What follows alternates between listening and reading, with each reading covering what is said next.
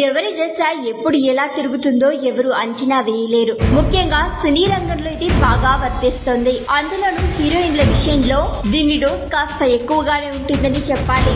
అలా ఒక్క సినిమాతో తెలుగులో తిరుగులేని క్రేజ్ తెచ్చుకుంది మృణాల్ ఠాకూర్. ఈ వరుసన ఇంకొంతమంది లేకపోలేరు.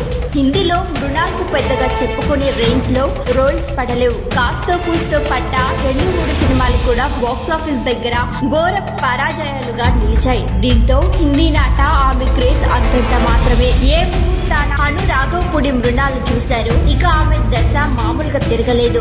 ఒక్క సినిమాతో దక్షిణాదిన హాట్ ఫేవరెట్ అయిపోయింది. ఇప్పటికే తిరుగులేని క్రేజ్ ఉన్న రష్మిక సినిమాలో కీలక పాత్రను పోషిస్తున్న ప్రేక్షకుల దృష్టి మాత్రం మృణాల్ పైన ఉంటుంది. ఒక్క సినిమాతో ఓవర్ నైట్ స్టార్ అయింది అని చెప్పడంలో అతిశయోక్తి లేదు. అయితే మృణాల్ నటించింది అనడం కంటే జీవించింది అనడంలో అతిశయోక్తి అంతకంటే లేదు.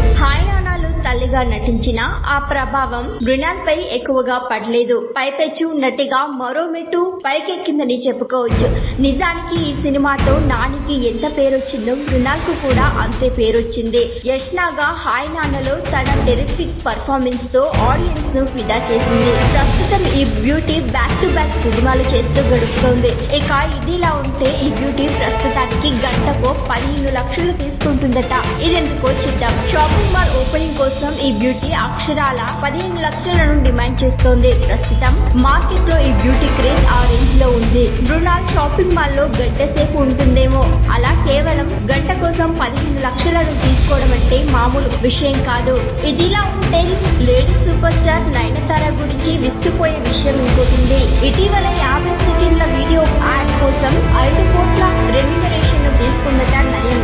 మరిన్ని ట్రెండింగ్ వీడియోల కోసం న్యూస్ 18 తెలుగు యూట్యూబ్ ఛానల్ ను సబ్స్క్రైబ్ చేసుకోండి.